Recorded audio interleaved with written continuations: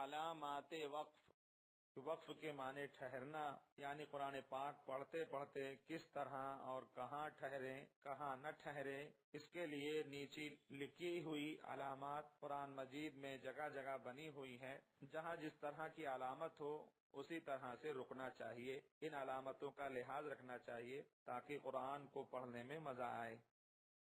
علامت نمبر 1، گول دائرہ جہاں بنا ہو اس علامت کو آیت کہتے ہیں، یہاں ٹھہرنا چاہیے۔ علامت نمبر 2، طا، جہاں کہیں بھی یہ طا کی علامت ہو یہ وقف مطلق کی علامت ہے، اس پر ٹھہرنا چاہیے۔ جیم، یہاں ٹھہرنا بہتر ہے اور نہ ٹھہرنا بھی جائز ہے۔ میم، یہ وقف لازم کی علامت ہے، اس پر ضرور ٹھہرنا چاہیے۔ سین یا سکتہ، یہاں کسی قدر ٹھہرنا چاہیے مگر سانس نہ ٹوٹنے پائے۔ وقفہ، یہاں سکتے کی نسبت زیادہ ٹھہرنا چاہیے اور سانس بھی نہ توڑے۔ زا، یہاں نہ ٹھہرنا بہتر ہے ویسے اجازت ہے۔ صاد کی علامت، یہاں ملا کر پڑھنا چاہیے لیکن اگر کوئی تھک کر ٹھہر جائے تو اس کو اجازت ہے۔ صلا، یہاں ملا کر پڑھنا چاہیے۔ صل، یہاں ٹھہرنا بہتر ہے۔ قاف، یہاں ٹھہرنا نہیں چاہیے۔ قف، یہاں ٹھہر جاؤ۔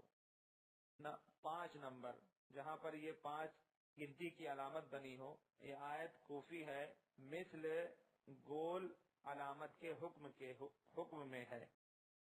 لام الف، یہ علامت کہیں آیت پر ہوتی ہے، یہاں ٹھہرے یا نہ ٹھہرے مطلب نہیں بگڑتا، اور جہاں عبارت کے درمیان لام الف ہو وہاں نہ ٹھہرے ورنہ مطلب بگڑ جائے گا۔